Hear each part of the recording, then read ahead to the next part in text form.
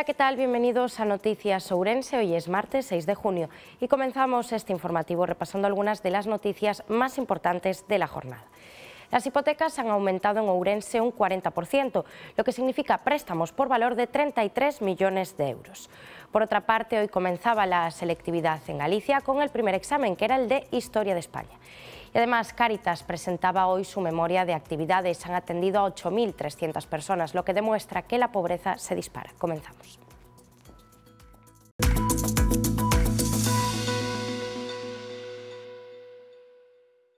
La firma de hipotecas sobre vivienda crece un 40% en Ourense a pesar del alza de tipos. Mientras el mercado nacional se contrae, la provincia va a contracorriente con préstamos por valor de 33 millones de euros.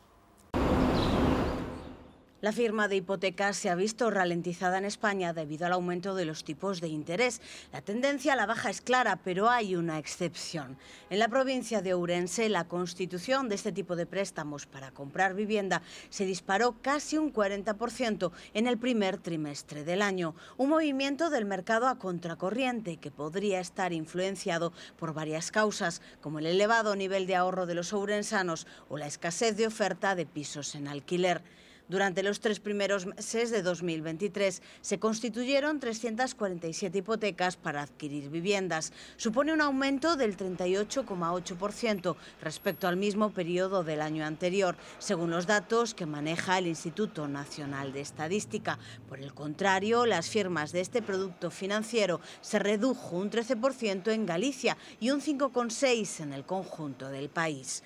Además, el importe por el que se suscribieron estas hipotecas también aumentó, aunque no al mismo ritmo. La suma de los préstamos contraídos supone un total de 33 millones de euros, más de un 30% respecto al primer trimestre del año pasado. De nuevo, la provincia vuelve a destacar por revertir la tendencia. En el primer trimestre cambiaron de manos un total de 1.001 viviendas en la provincia. De este modo, se extrae que las hipotecas cubrieron cerca del 35% de las transacciones, aunque a esto habría que restar el impacto de las herencias, que representan un gran volumen de movimientos en el mercado inmobiliario. De todos modos, esta proporción también ha crecido respecto a los 3 primeros meses del año pasado, cuando apenas era un 25%.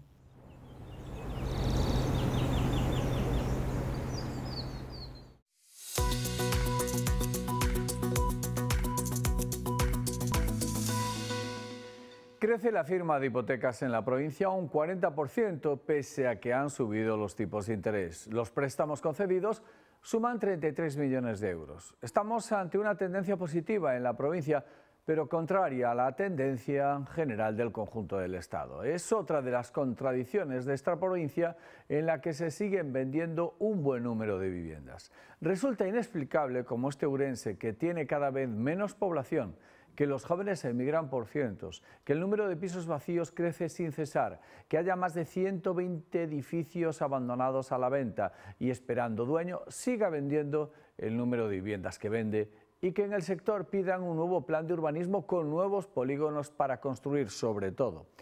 ¿Quieren otra contradicción más? En Ourense el 40% de las viviendas que se venden se pagan al contado y los bancos guardan 9.200 millones de euros. En la contradicción es donde se mueve mejor esta ciudad y esta provincia, no solo en términos de vivienda. Ustedes ya me entienden.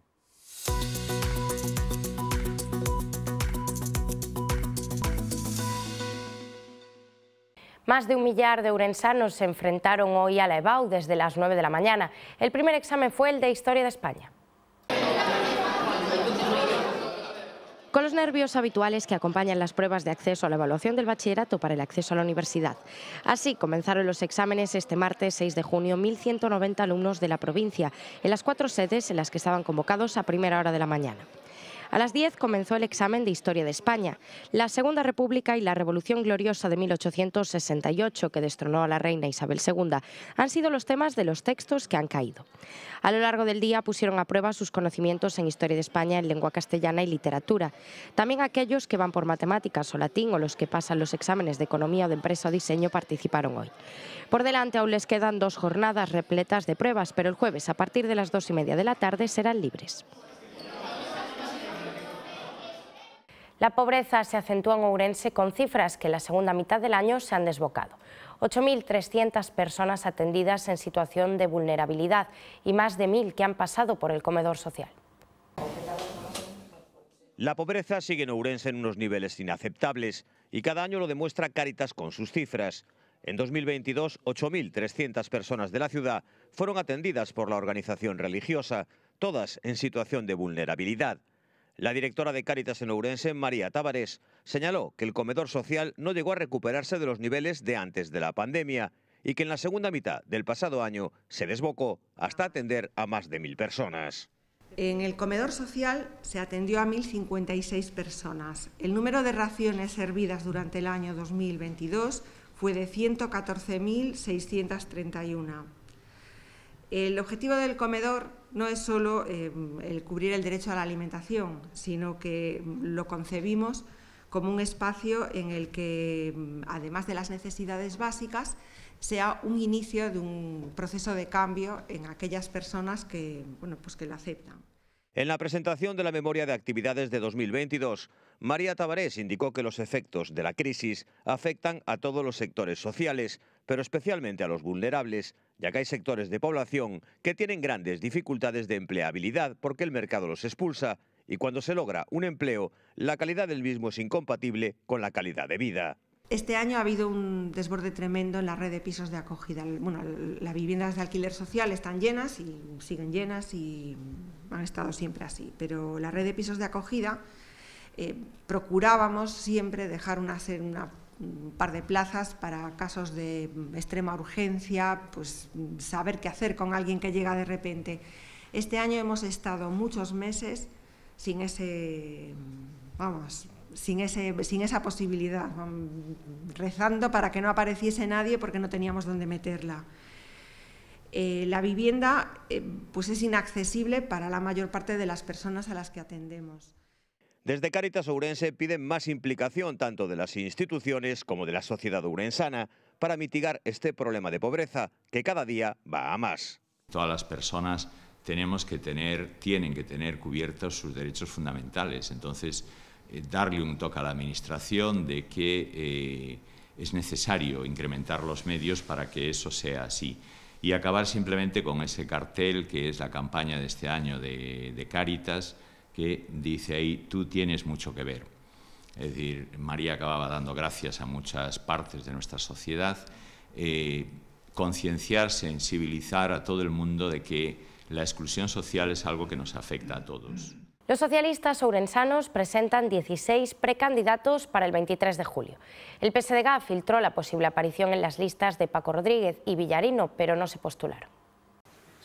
El Partido Socialista configurará esta semana sus listas para las elecciones generales del próximo 23 de julio, cuyo plazo para presentar candidaturas finalizaba ayer a las 8 de la tarde, lo que ya ha abierto las quinielas sobre los nombres que se elegirán para figurar en las papeletas de los socialistas en Ourense y lo que ello significará de cara a los planes del PSDG para la gobernabilidad en Concello y Deputación. En la primera criba no hay sorpresa. Fuentes del PSDG desde Santiago han filtrado que en las papeletas socialistas al Congreso por la provincia podrían incluirse nombres como los de la secretaria xeral de la agrupación local de Ourense, Natalia González, o el candidato a la alcaldía, Paco Rodríguez, e incluso apuntaban que la candidatura al Senado por esta circunscripción podría estar encabezada por el secretario provincial Rafael Rodríguez Villarino. Entre las mujeres que se postulan al Congreso está la actual diputada Uxía Tizón y otra de las más afines a Villarino, Rosa Martínez. Mientras tanto, aparece una cercana a Paco Rodríguez, como Marga Martín y Noela Blanco, rival en 2017 de Villarino en la disputa por la Secretaría Provincial. En el caso de los hombres que quieren figurar en la lista, el Congreso aparece el actual diputado Adolfo Pérez Abellás y otros nombres como Borja López, Celso Novoa, Miguel Rodríguez Ojea o Rosendo Fernández González.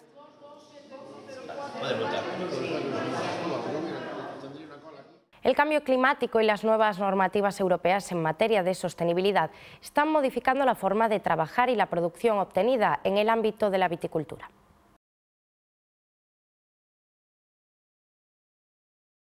Las fuertes tormentas de los últimos días no son más que un reflejo de lo que cada vez ocurrirá más a menudo. El cambio climático provocará condiciones meteorológicas extremas, que además se están percibiendo a gran velocidad, de grandes aguaceros a sequía, fríos, nieblas o granizo en épocas en las que no corresponde.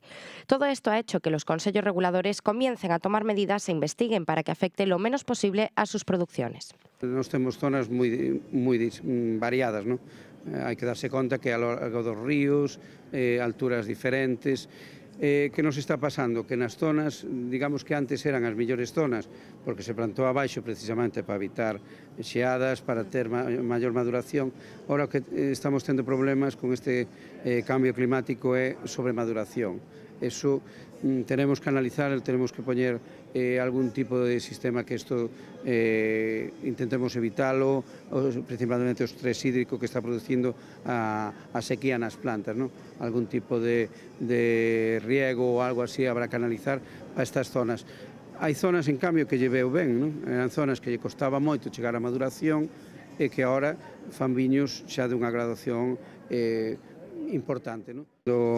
Cando impacta, digamos, o granizo, no? que é o principal problema que temos, xa está prácticamente formado, entón crea unha ferida que problemas ten? O problema de que non vai a desarrollarse, lógicamente, esa zona, pero o problema casi fundamental, se é unha granizada pequena, é que esas feridas a vía de entrada ás enfermedades dos hongos, que con estas temperaturas e en esta humedad no momento que se levante seguramente vamos ter moito problema e xa non só na folla, sino no racimo. Hay que estar moi pendientes de las previsiones meteorológicas para poder aplicar los fungicidas correspondientes. Choivas que houve durante a primeira semana do mes de setembro recuperaron moito desa merma que se produciu por consunción.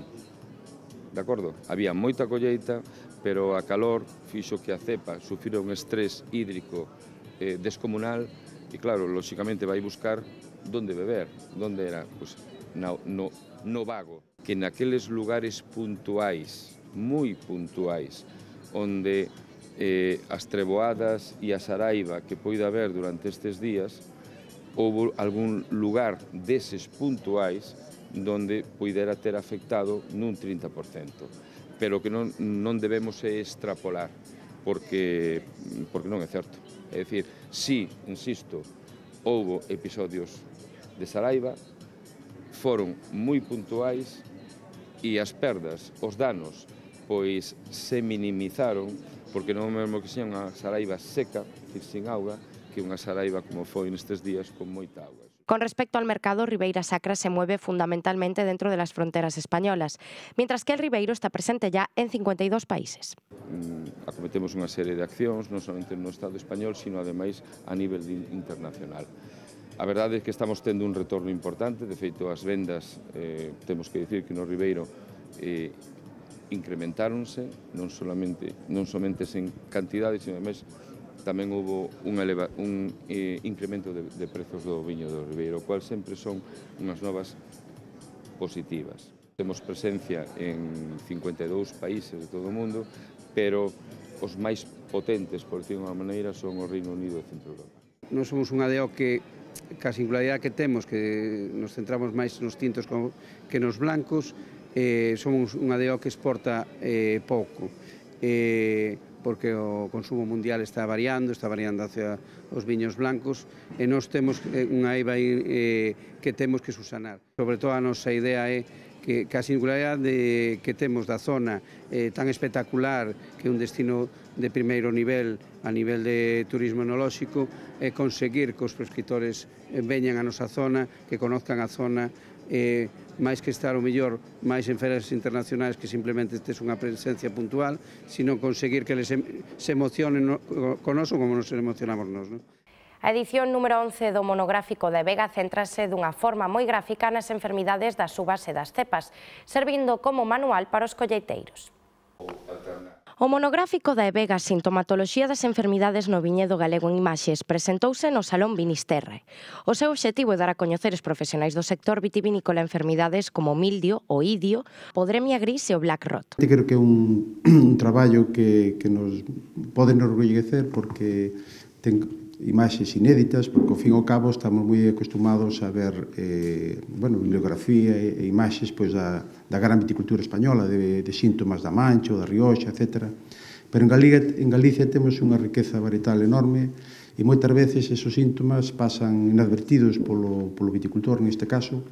E como sabemos é moi importante en unha zona tan sensible ás enfermidades como é Galicia o detectar non só recoñecer as enfermedades, sino recoñecer os primeiros síntomas. Neste senso, no ano 2017 saiu do prelo un tríptico de xestión integrada de pragas e produción integrada no viñedo, no que se amosaban os principios xerais para realizar un control fitosanitario sostible no viñedo. É dunha serie que leva saindo do prelo dende o ano 2015, unha aposta persoal miña para non somente cumprir cunha das funcións dun centro de investigación, que é investigar pero transferir os coñecementos adquiridos, sino que ademais quería rendir unha homenaxe a aquela antigua extensión agraria que tamén facía precisamente este tipo de publicacións. Esta publicación completa toda a información que se precisa para o control dos fitopatóxenos a través dunha correcta identificación dos síntomas das enfermidades que afectan o viñedo galego. Para elo proponse un método didáctico baseado na identificación áxil e sinxela dos síntomas a través de imaxes das mesmas. Amencer presentou un ano máis a súa memoria de actividades do exercicio de 2022 para promover a transparencia dentro e fora da asociación. Pois o que dicimos é que por Amencer pasaron 12.094 rapaces, 6.025 mozos e mozas, 1.481 persoas de voluntariado. Hai 5 contratos profesionais e pasaron 5.325 persoas adultas.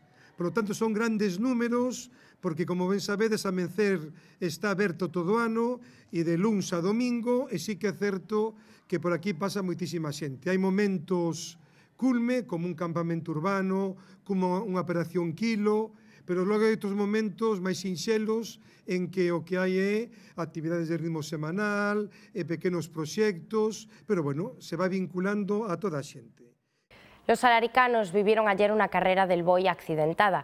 Uno de los ejemplares, más bravo de lo normal, se escapó por las calles sin control, provocando un gran susto entre los asistentes a la carrera. En Allariz viven estos días la festa do Boi con las carreras como principal reclamo para vecinos y visitantes. La de anoche fue accidentada y peligrosa, y es que un Boi logró zafarse de los homes do sedeño encargados de controlarlo y emprendió una rápida huida por las calles alaricanas, con todos los vecinos a la carrera. El animal provocó un gran susto, primero en las calles del casco histórico. Posteriormente, su fuga le llevó fuera de los límites de la zona de carreras. Tras varios minutos de huida, finalmente fue controlado, dejando algún herido leve por el camino. La Sociedad Miño renueva la exposición filatélica instalada en el local de la Diputación que tiene en el edificio de Correos. Un viaje por la historia de esta asociación.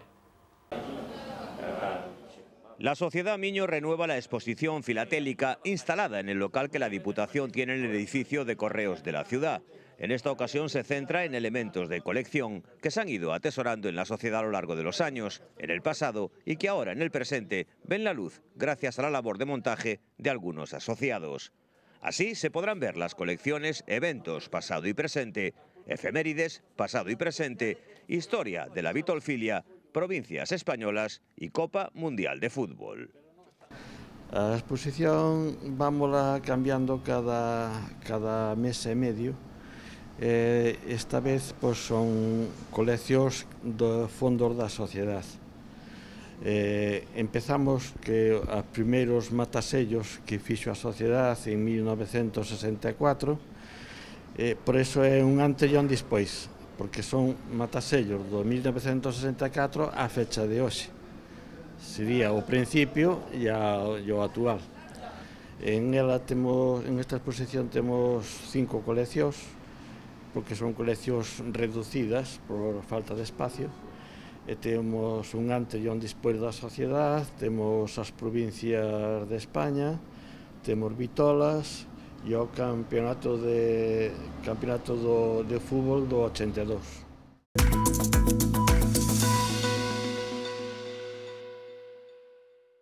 Pues esto ha sido todo por hoy. Les dejamos ahora con Jorge Ron y la información deportiva. Que pasen una buena noche. Nosotros nos vemos mañana a la misma hora. Adiós.